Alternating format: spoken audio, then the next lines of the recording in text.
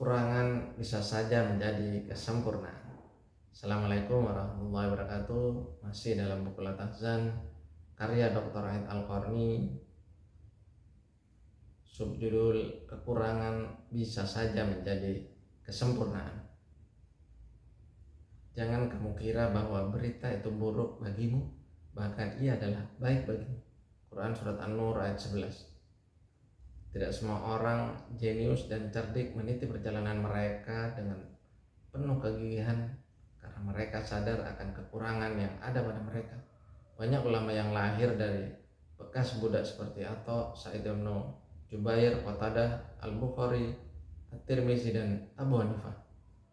Banyak kalangan cendekiawan yang karena luasnya pengetahuan mereka sehingga diibaratkan seperti samudra yang buta. Misalnya Abdullah bin Abbas, Qatadah bin Ma'tum, Al-A'mash, dan Yazid bin Harun. Dari kalangan ulama mutakhir ada Syekh Muhammad bin Ibrahim Ali Al-Asyaikh, Syekh Abdullah bin Hamid, dan Syekh Abdullah bin Abbas. Saya juga membaca biografi orang-orang cerdas dan jenius Arab yang mengalami kekurangan secara fisik. Ada yang buta, ada yang tuli, ada yang pincang, ada yang lumpuh. Namun mereka adalah yang mempengaruhi jalannya sejarah dan mempengaruhi kehidupan manusia dengan ilmu dan penemuan ilmiah, dan menjadikan untukmu cahaya yang dengan cahaya itu kamu dapat berjalan. Quran Surat Al-Hadid ayat 28. Pengakuan kelulusan dari perguruan tinggi bukanlah segalanya. Tak perlu bersedih, bingung, dan patah semangat karena tidak memiliki ijazah S1, S2, atau S3. Ijazah bukan segalanya. Tanpa itu Anda masih bisa menciptakan pengaruh, masih bisa bersinar, dan masih bisa mempersembahkan yang terbaik untuk umat manusia. Betapa banyak orang terkenal dan mampu memberikan kontribusi yang sangat besar namun tidak memiliki ijazah formal. Mereka hanya menjalani kehidupannya dengan segala keteguhan hati, kegigihan tekad, dan obsesi yang tinggi. Selanjutnya kita menengok ke masa kini. Ternyata banyak sekali orang-orang yang berpengaruh dalam ilmu syariat, dakwah, pendidikan, pemikiran, dan sastra yang tidak memiliki ijazah formal. Misalnya Syekh Ibnu Baz, Malik Ibnu Nabi, Al-Aqad, At-Tantawi, Abu Zahra, Al-Maududi, An-Nadawi, dan yang lainnya. Dan masih banyak lagi ulama-ulama salaf dan para jenius masa lalu yang tidak mungkin disebutkan di sini. Sebaiknya ribuan pemegang gelar doktor di dunia yang hanya diam dan tak banyak memberikan kontribusinya. Adakah kamu merasakan kehadiran seorang pun dari mereka, atau kamu dengar suara mereka yang samar-samar? Quran Surat Maryam ayat 98. Perasaan qanaah, puas dengan pemberian Allah, adalah sebuah kekayaan yang agung. Dalam sebuah hadis disebutkan, terimalah dengan penuh kerelaan apa yang Allah bagikan kepadamu, niscaya engkau akan menjadi orang yang paling kaya.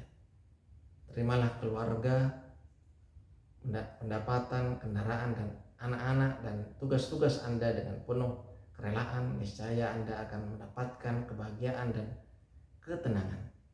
Dalam sebuah hadis disebutkan kekayaan yang sebenarnya adalah kaya hati. Kekayaan yang sebenarnya bukanlah karena banyaknya properti, harta, dan kedudukan, tapi karena ketenangan jiwa dan keridhoannya menerima apa yang diberikan Allah. Sebuah hadis berbunyi, sesungguhnya Allah mencintai hamba yang kaya, yang bertakwa, dan yang menyembunyikan ketakwaannya. Hadis lain berbunyi, ya Allah, jadikan kekayaannya berada di dalam hatinya. Ada seseorang bercerita, saya pernah naik sebuah mobil dari bandara menuju suatu kota dengan hanya ditemani seorang sopir. Saya perhatikan sopir itu ceria sekali. Ia senantiasa memuji dan bersyukur kepada Allah. Lalu saya tanyakan kepadanya tentang keluarganya. Katanya dia memiliki 2 orang istri dan anak lebih dari 10.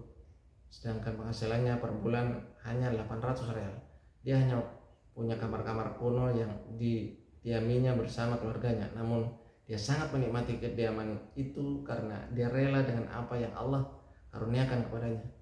Saya tidak habis pikir ketika saya membandingkan sopir ini dengan orang-orang yang memiliki uang jutaan real di samping istana dan rumah mewah, tapi mereka hidup susah. Akhirnya saya tahu bahwa kebahagiaan itu tidak terdapat di dalam harta.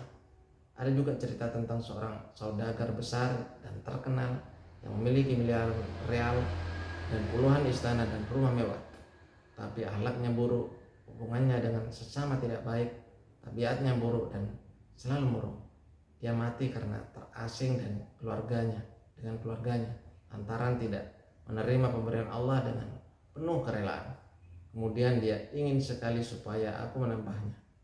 Sekali-kali tidak akan aku tambah, karena sesungguhnya dia menentang ayat-ayat kami Al-Quran, Quran Surat Al-Mudassir ayat 15 hingga 16. Dalam pandangan orang Arab kuno, salah satu tanda hati yang tenang adalah ketika seseorang itu menyendiri di tengah gurun dan mengisolasi diri dari kehidupan ramai.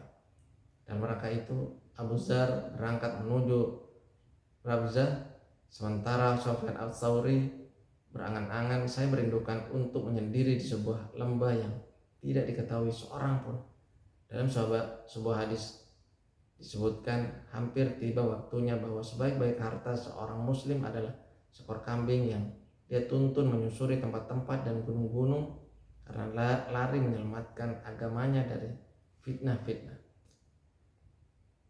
Jika terjadi fitnah, maka jalan terbaik bagi seorang hamba adalah melarikan diri dari fitnah itu, seperti yang dilakukan oleh Abdullah ibnu Umar, Usama ibnu Zaid, dan Muhammad ibnu Maslamah setelah terbunuhnya Utsman.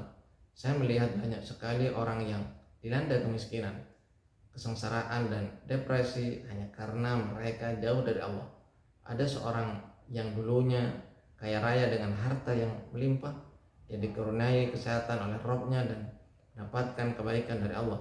Namun kemudian dia berpaling dari ketaatannya kepada Allah, melalaikan sholat dan melakukan dosa-dosa besar. Maka Allah pun mencabut kesehatannya, mempersempitnya rezekinya, dan mengujinya dengan keresahan dan kebingungan.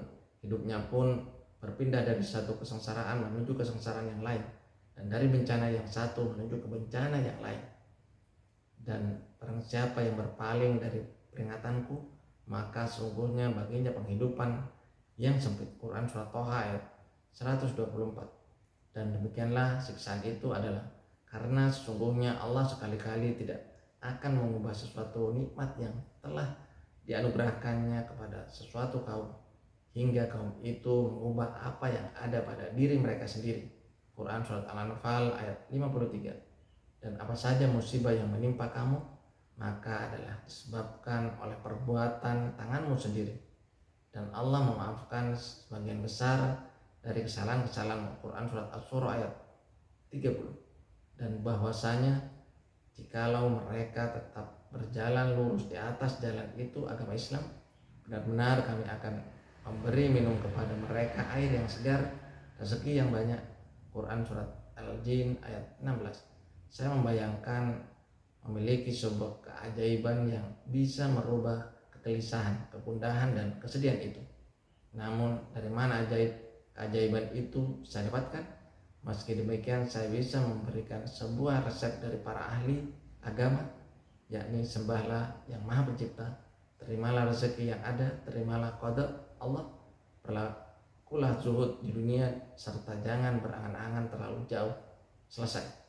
Saya sangat kagum kepada seorang ahli psikolog asal Amerika yang bernama William James, seorang bapak ilmu psikologi di kalangan mereka.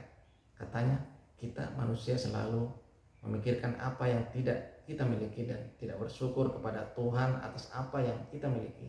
Kita selalu melihat sisi gelap dan yang mengerikan dalam kehidupan kita dan tidak pernah melihat sisi cerah dalam kehidupan kita. Kita selalu bersedih atas kekurangan yang kita miliki dan tidak pernah bahagia dengan apa yang ada pada diri kita.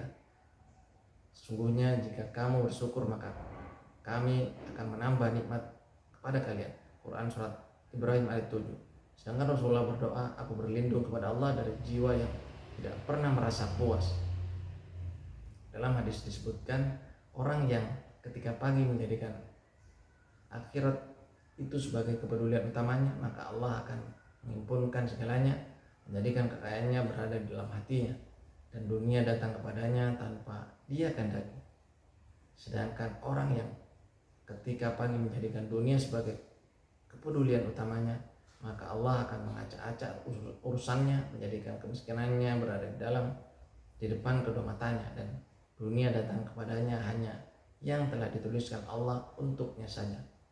Dan sungguhnya jika kamu tanyakan kepada mereka siapakah yang menjadikan langit dan bumi dan menundukkan matahari dan bulan, tentu mereka akan menjawab Allah. Maka betapakah mereka dapat dipalingkan dari jalan yang benar. Quran Surat Al-Ankabut ayat 61. Itu tadi kutipan dari buku Al-Tarzan. Semoga bermanfaat. Wassalamualaikum warahmatullahi wabarakatuh.